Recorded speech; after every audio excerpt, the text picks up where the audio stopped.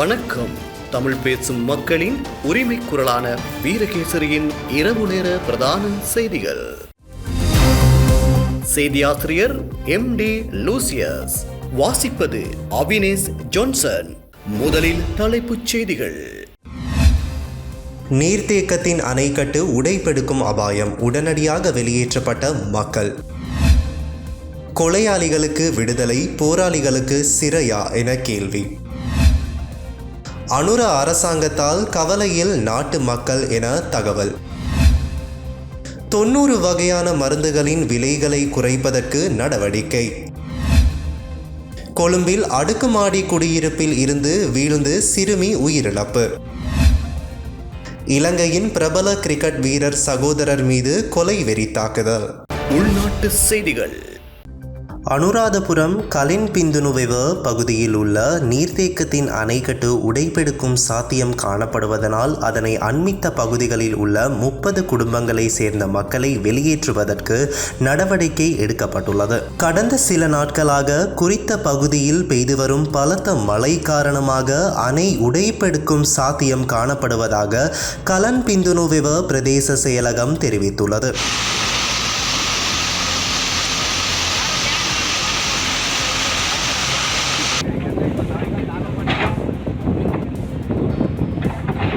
குறித்த நீர்த்தேக்கத்தை அண்மித்த பகுதியில் நேற்று காலை முதல் நிலவும் சூழலை கருத்திற்கொண்டு அந்த பகுதியில் உள்ள பாடசாலையை மூடுவதற்கும் தீர்மானிக்கப்பட்டுள்ளது. பாதுகாப்பு படையினர் மற்றும் பொதுமக்கள் இணைந்து அணை உடைப்பெடுப்பதனை தடுப்பதற்கான நடவடிக்கைகளை முன்னெடுத்து வருகின்றமை குறிப்பிடத்தக்கது.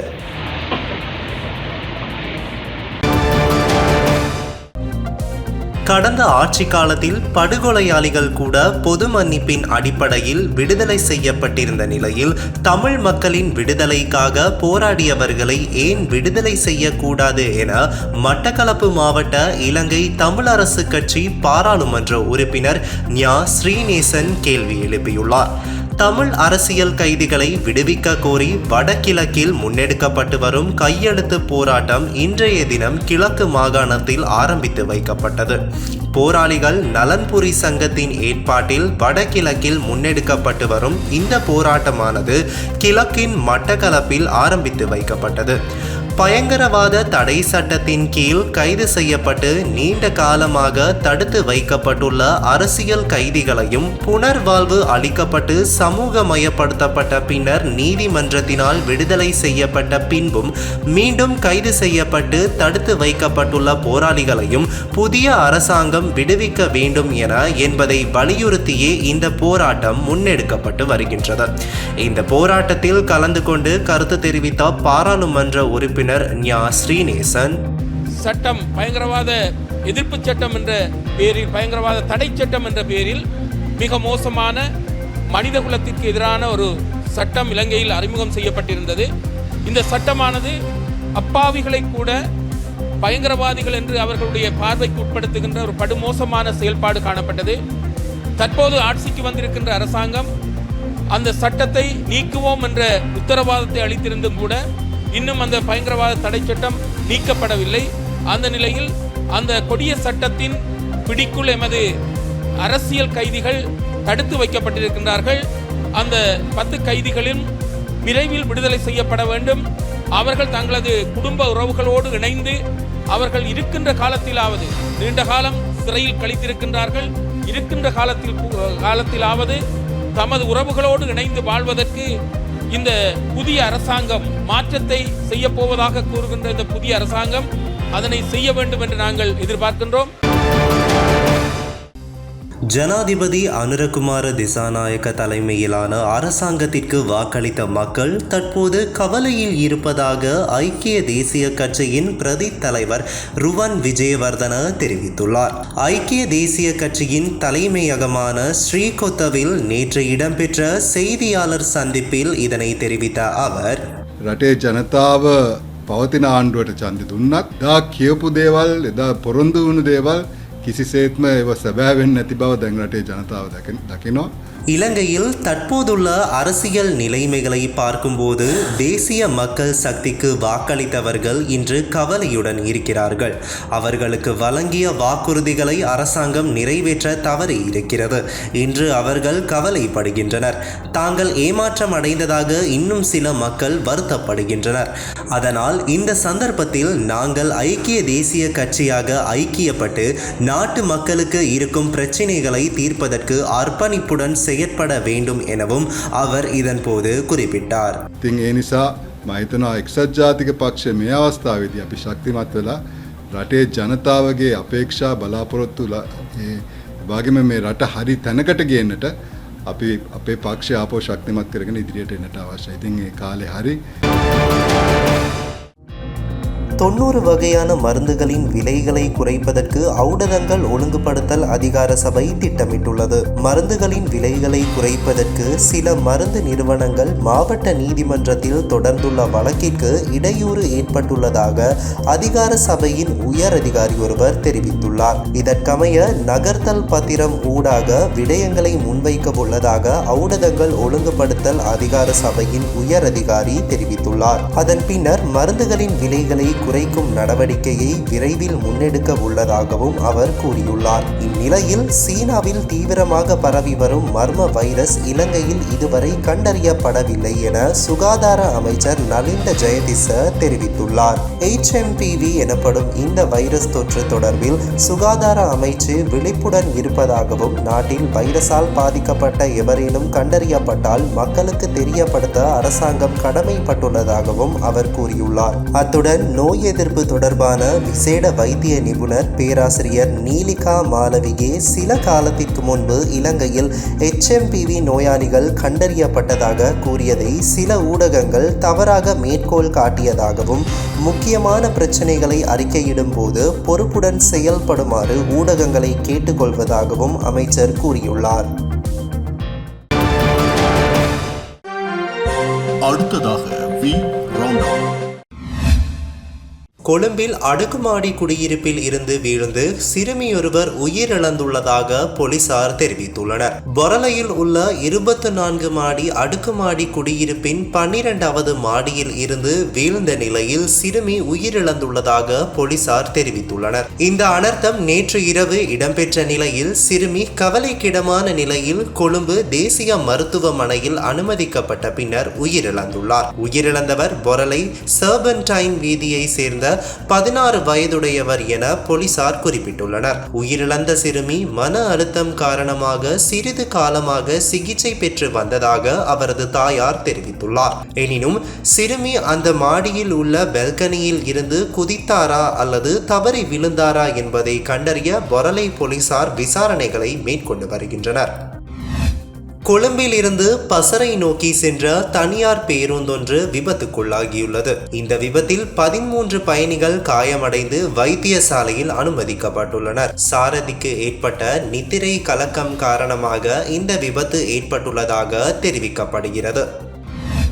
அனுராதபுரம் பிக்கு பல்கலைக்கழகம் கால வரையறையின்றி மூடப்பட்டுள்ளது.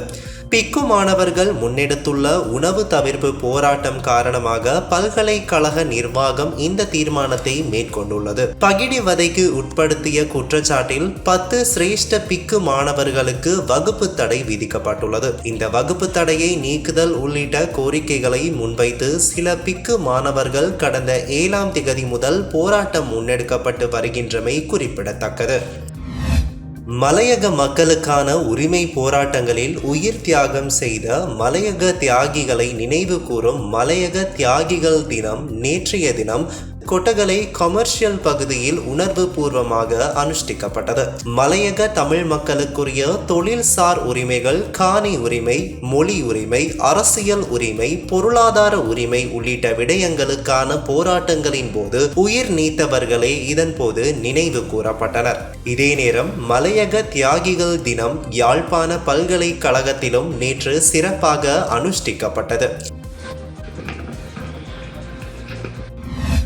நாடளாவிய ரீதியில் கிராம உத்தியோகத்தர்களுக்கான சுமார் 3000 வெற்றிடங்கள் காணப்படுவதாக பொது நிர்வாக மாகாண சபைகள் மற்றும் உள்ளூராட்சி அமைச்சு தெரிவித்துள்ளது. இதன் காரணமாக கிராம உத்தியோகத்தர்கள் பல களங்களின் பணிகளை பார்க்க வேண்டிய நிலை ஏற்பட்டுள்ளதாக அமைச்சர் பேராசிரியர் சந்தன அபேரத்ன குறிப்பிட்டுள்ளார்.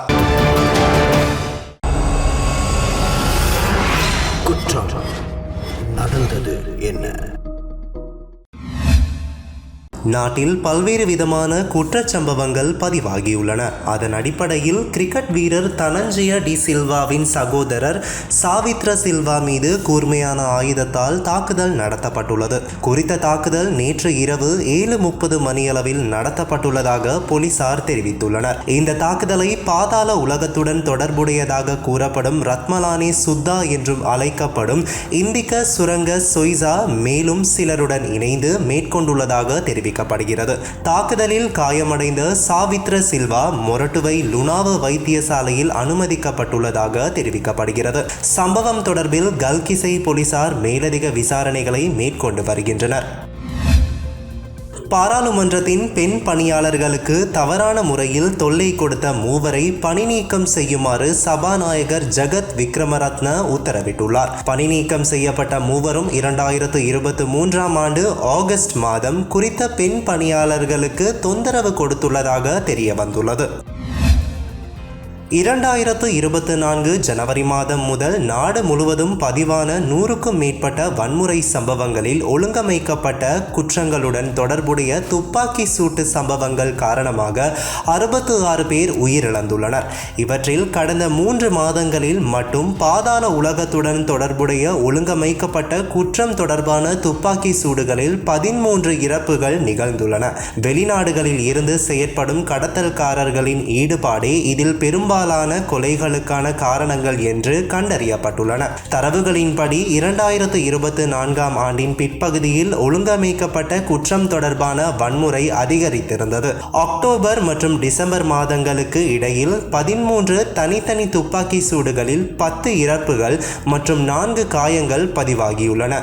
இதேவேளை 2025 ஜனவரி ஆரம்பத்தில் இடம்பெற்ற துப்பாக்கி சூடு சம்பவங்களில் மேலும் 3 பேர் கொல்லப்பட்டனர்.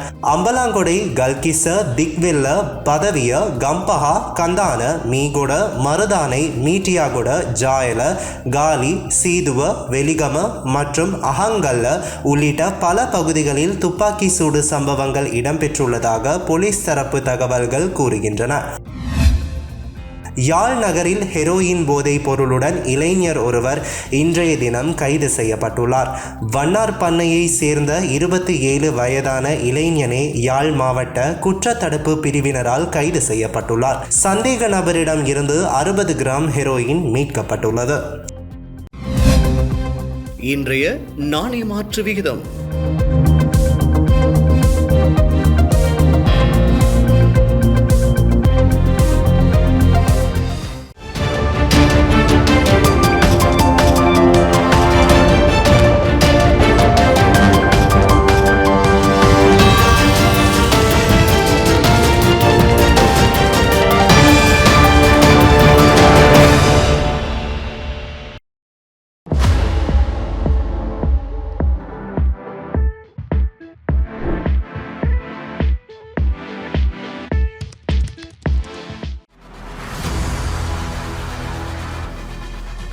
இலங்கையின் முதல் நிலை முதற்தர செய்தி வழங்குனர் வீரகேசரியின் குறுந்தகவல் செய்திகளை உடனுக்குடன் தமிழில் பெற்றுக்கொள்ள டயலாக் வலையமைப்பிலிருந்து REG இடைவெளி வீக்கி என்று பதிவிட்டு 87 960 என்ற எண்ணுக்கு குறுஞ்செய்தி ஒன்றை அனுப்புங்கள்.